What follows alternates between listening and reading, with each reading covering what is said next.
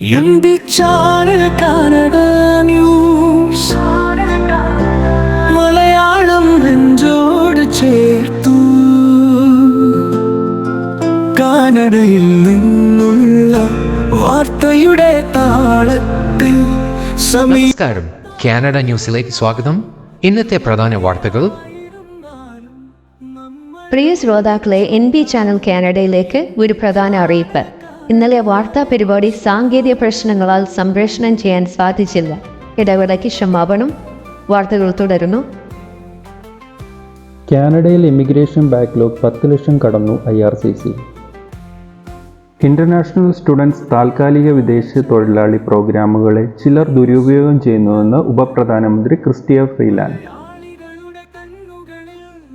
കാനഡയിലെ അന്താരാഷ്ട്ര വിദ്യാർത്ഥികൾക്ക് ആഴ്ചയിൽ 24 മണിക്കൂർ ജോലി ചെയ്യാമെന്ന നയം സെപ്റ്റംബറിൽ പ്രാബല്യത്തിൽ വരും.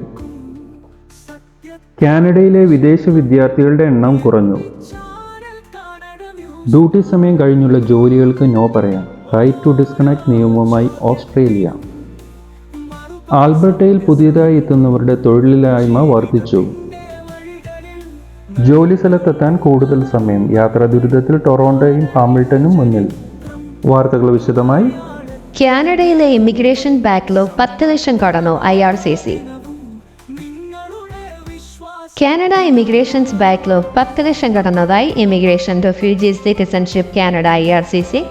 സാധാരണ IRCC സേവന മാനദണ്ഡങ്ങൾക്കപ്പുറമുള്ള അപേക്ഷകൾ 2022 നവംബറിന് ശേഷം ആദ്യമായി 10 ലക്ഷം കടന്നു. 10,02,400 ഉയർന്നതായി റിപ്പോർട്ട് പറയുന്നു.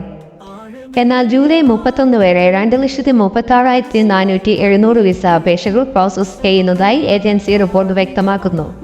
2024 ജൂലൈ 31 വരെ എല്ലാ വിഭാഗങ്ങളുമുള്ള മൊത്തം അപേക്ഷകളുടെ എണ്ണം 2,36,470 ആണ്. ഇതിൽ 10,02,400 അപേക്ഷകൾ സാധാരണ സേവന മാനദണ്ഡങ്ങൾക്കപ്പുറമുള്ള ബാക്ക്ലോഗായി തരംതിരിച്ചിട്ടുണ്ട്. അതേസമയം 1,36,230 എണ്ണം ഇപ്പോഴും സേവന മാനദണ്ഡങ്ങൾക്കനുസൃതമായി പ്രോസസ് ചെയ്യുന്നതായി റിപ്പോർട്ട് പറയുന്നുണ്ട്. ജൂൺ 30 മുതൽ ജൂലൈ 31 വരെ പൗരത്വത്തിനും സ്ഥിരതാമസത്തിനുള്ള അപേക്ഷകൾക്കുള്ള ബാക്ക്ലോഗിൽ കുറവുണ്ടതായി ഡേറ്റ പറയുന്നു. പൗരത്വ അപേക്ഷകൾ 3.70% കുറവും സ്ഥിരതാമസം 0.93% കുറവുണ്ടായി. എന്നാൽ താൽക്കാലിക താമസ അപേക്ഷകളിൽ 11.80% വർധനവുണ്ടായി. ഇത് 2 മാസ കാലയളവിൽ മൊത്തം ബാക്ക്ലോഗിൽ 7.02% വർധനവിന് കാരണമായി റിപ്പോർട്ട് പറയുന്നു. കാനഡയിലെ ഇന്റർനാഷണൽ സ്റ്റുഡൻസ് പ്രോഗ്രാമും താൽക്കാലിക വിദേശ തൊഴിലാളി പ്രോഗ്രാമും ചിലർ ദുരുപയോഗം ചെയ്യുന്നതായി ഉപപ്രധാനമന്ത്രി ക്രിസ്റ്റ്യ ഫ്രീലാൻഡ്. ചില മേഖലകൾ ഒഴികെയുള്ള കാനഡയിലെ കുറഞ്ഞ വേതനമുള്ള താൽക്കാലിക വിദേശ തൊഴിലാളികളുടെ എണ്ണം നിയന്ത്രിക്കാൻ ഫെഡറൽ ഗവൺമെന്റ് നീങ്ങുകയാണെന്ന് പ്രധാനമന്ത്രി ജസ്റ്റിൻ ട്രൂഡോ പറഞ്ഞതിന് തൊട്ട് പിന്നാലെയാണ് ഫ്രീലാൻഡ് ഇക്കാര്യം വ്യക്തമാക്കിയിരിക്കുന്നത്. ഫെഡറൽ ഗവൺമെന്റ് ഈ വർഷം ആദ്യം കാനഡയിലെ അന്തർദേശീയ വിദ്യാർത്ഥികളുടെ എണ്ണത്തിന് പരിധി നിശ്ചയിച്ചിരിക്കുന്നു. ഞങ്ങൾ അന്താരാഷ്ട്ര വിദ്യാർത്ഥികളെയും വിദേശ തൊഴിലാളികളെയും പുതിയ കനേഡിയന്മാരെ കാണുന്നു. അവർ രാജ്യത്തിനായി വളരെയധികം സംഭാവന ചെയ്യാനുള്ളവരുമാണ്. കാനഡയെ സംബന്ധിച്ച് അത് വലിയ കാര്യമാണ്. എന്നാൽ സിസ്റ്റത്തിൽ ചില ദുരുപയോഗങ്ങളുണ്ടായിട്ടുണ്ടെന്ന് ക്രിസ്റ്റ്യ ഫ്രീലാൻഡ് കൂട്ടിച്ചേർത്തു. ചില വിദ്യാഭ്യാസ സ്ഥാപനങ്ങൾ വിദ്യാർത്ഥികൾക്ക് നല്ല വിദ്യാഭ്യാസം നൽകുന്നതിന് പകരം അവരെ ദുരുപയോഗം ചെയ്യുന്നതായി കണ്ടെത്തിയിട്ടുണ്ടെന്ന് അവർ വ്യക്തമാക്കി. അന്താരാഷ്ട്ര വിദ്യാർത്ഥി പരിധി ഈ വർഷം ഏകദേശം 3,64,000 അംഗീകൃത സ്റ്റഡി പെർമിറ്റുകൾക്ക് കാരണമാവുമെന്ന് പ്രതീക്ഷിക്കാം. 2023 നിന്ന് 35% കുറവാണിത്. അടുത്ത കാലത്തായി താൽക്കാലിക വിദേശ തൊഴിലാളി പ്രോഗ്രാം സജീവമായി വളർന്നുവെങ്കിലും വാർഷിക വേതനം അടിച്ചമർത്തുന്നതിനും തൊഴിലാളികളെ ദുരുപയോഗത്തിന് വിധേയരാകുന്നതിനും വിമർശനം വിധേയമായിട്ടുണ്ട്. എംപ്ലോയ്മെന്റ് ആൻഡ് സോഷ്യൽ ഡെവലപ്മെന്റ് കാനഡയുടെ കണക്കുള്ള പ്രകാരം 2016 മുതൽ താൽക്കാലിക വിദേശ തൊഴിലാളികളുടെ എണ്ണം ഇരട്ടിയിലധികമായി. 2015 ഫെഡറൽ ലിബറലുകൾ ആദ്യമായി തിരഞ്ഞെടുക്കപ്പെട്ടതിന് ശേഷമുള്ള വർഷമാണിത്. കാനഡയിലെ അന്താരാഷ്ട്ര വിദ്യാർത്ഥികൾക്ക് ആഴ്ചയിൽ 24 മണിക്കൂർ ജോലി ചെയ്യാമെന്ന നയം സെപ്റ്റംബറിൽ പ്രാബല്യത്തിൽ വരും. ഏപ്രിലാണ് വിദേശ വിദ്യാർത്ഥികളുടെ ജോലി സമയം സംബന്ധിച്ച മാറ്റങ്ങൾ ഇമിഗ്രേഷൻ മിനിസ്റ്റർ മാർക്ക് മില്ലർ വ്യക്തമാക്കിയത്. നിലവിൽ immigration, refugee and citizenship of Canada off campus work അംഗീകാരമുള്ള അന്താരാഷ്ട്ര വിദ്യാർത്ഥികൾക്ക് ആഴ്ചയിൽ 20 മണിക്കൂറിൽ കൂടുതൽ ജോലി ചെയ്യാൻ താൽക്കാലികമായി അനുവദിച്ചിരുന്നു. ഇനിയും വരാനിരിക്കുന്ന അക്കാദമിക് സെമസ്റ്റർ മുതൽ ക്ലാസുകൾ നടക്കുമ്പോൾ വിദ്യാർത്ഥികൾക്ക് ആഴ്ചയിൽ 24 മണിക്കൂർ വരെ ജോലി ചെയ്യുവാൻ അനുവാദമുണ്ട്. ജോലി ചെയ്യാനായി കൂടുതൽ സമയം അനുവദിക്കുന്നത് വിദ്യാർത്ഥികളുടെ പഠനത്തെ പ്രതികൂലമായി ബാധിക്കുമെന്ന് മാർക്ക് മില്ലർ ചൂണ്ടിക്കാട്ടുന്നു. കാനഡയിലെ വിദേശ വിദ്യാർത്ഥികളുടെ എണ്ണം കുറഞ്ഞു. ഈ വർഷം അന്താരാഷ്ട്ര സ്റ്റുഡന്റ് വിസയിൽ ഫെഡറൽ ഗവൺമെന്റ് നിശ്ചയിച്ചിട്ടുള്ള പരിധിയേക്കാൾ കുറവ് വിദ്യാർത്ഥികൾ മാത്രമാണ് രാജ്യത്തെത്തിയതെന്ന് യൂണിവേഴ്സിറ്റി കാനഡ. പാർപ്പിടം, ആരോഗ്യ സംരക്ഷണം, മറ്റ് സേവനങ്ങൾ എന്നിവയിലെ സമ്മർദ്ദം ചൂണ്ടിക്കാട്ടി അന്താരാഷ്ട്ര വിദ്യാർത്ഥികളുടെ എണ്ണത്തിലുള്ള ദ്രുതഗതിയിലുള്ള വർധനവ് തടയുന്നതിനായി ജനുവരിയിൽ പരിധി നിശ്ചയിച്ചിരുന്നു.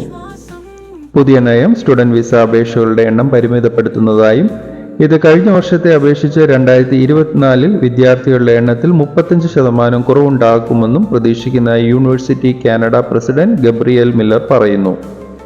ഈ മാറ്റം വലിയ സാമ്പത്തിക നഷ്ടമുണ്ടാക്കുമെന്നും അദ്ദേഹം കൂട്ടിച്ചേർത്തു. കാനഡയിലേക്ക് വരാനിരിക്കുന്ന വിദ്യാർത്ഥികളുടെ അനിശ്ചിതത്വം സൃഷ്ടിക്കുമെന്നും സർക്കാർ പരിധി നടപ്പിലാക്കുമ്പോൾ ഇമിഗ്രേഷൻ ഡിപ്പാർട്ട്മെന്റ് വിസ പ്രോസസ്സിംഗ് താൽക്കാലികമായി നിർത്തുന്നതും വിദ്യാർത്ഥികളെ മറ്റ് രാജ്യങ്ങളിലേക്ക് മാറാൻ പ്രേരിപ്പിക്കുന്നതുമായി അദ്ദേഹം പറയുന്നു. സ്കൂൾ തുറക്കുന്നതുവരെ പൂർണ്ണമായ ആഘാതം വ്യക്തമാവില്ലെന്നും മില്ലർ കൂട്ടിച്ചേർത്തു. അടുത്തത് വളരെ മനോഹരമായ സന്തോഷകരമായ ഒരു വാർത്തയാണ്.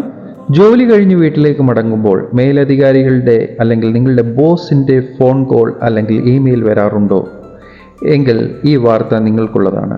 ഡ്യൂട്ടി സമയം കഴിഞ്ഞും തൊഴിൽ സംബന്ധമായി മേലധികാരികളുടെയും മറ്റ് കോളുകളും ഇമെയിലുകളും പലപ്പോഴും പലർക്കും തലവേദനയാകാറുണ്ട്. ഈ കോളുകളും സന്ദേശങ്ങളും അവഗണിക്കാൻ പലപ്പോഴും സാധിക്കാറില്ല. പലപ്പോഴും തൊഴിലാളികളെ നിസ്സഹായരാക്കുന്ന അവസ്ഥയാണ്. ഇതിനൊരു പ്രത്യേക പരിഹാരം കണ്ടിരിക്കുകയാണ് ഓസ്ട്രേലിയ.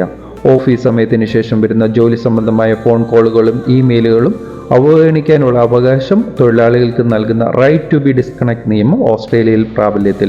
ഇതോടെ തൊഴിൽ സമയത്തിന് ശേഷം വരുന്ന ഓഫീസ് സംബന്ധമായ ഏതൊരു അന്വേഷണങ്ങൾക്കും തൊഴിലാളികൾ മറുപടി പറയേണ്ടതില്ല എന്ന നിയമം വന്നിരിക്കുന്നത്. അത് അവഗണിച്ചതിൻ്റെ പേരിൽ യാതൊരു നടപടിയും സ്വീകരിക്കാനാവില്ലെന്ന നിയമം പ്രാബല്യത്തിൽ വന്നു. അതേസമയം ചില അടിയന്തര സാഹചര്യങ്ങളിൽ നിയമത്തിൽ ഇളവ് അനുവദിച്ചിട്ടുണ്ടെന്ന് കൂട്ടിച്ചേർത്തു.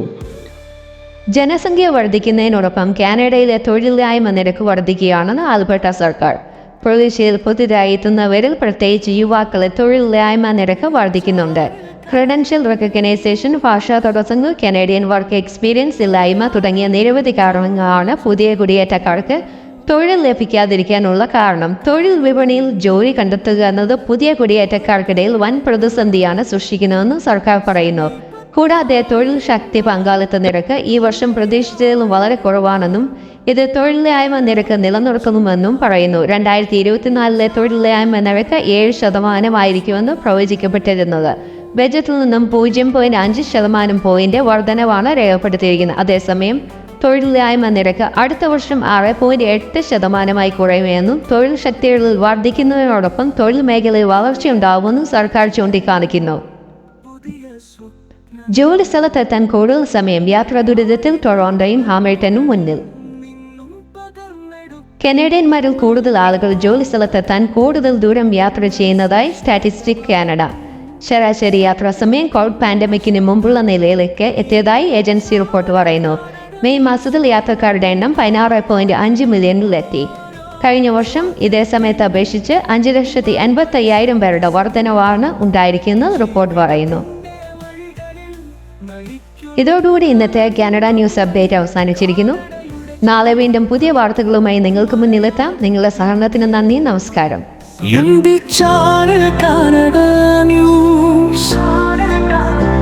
മലയാളം നെഞ്ചോട് ചേർത്തു കാനഡയിൽ നിന്നുള്ള വാർത്തയുടെ താളത്തിൽ സമീപത്തായിരുന്നാലും ദൂരെ ആയിരുന്നാലും നമ്മൾ ഒരുമിച്ചുണ്ടാവും. N B channel Canada news മുഖാന്തരം.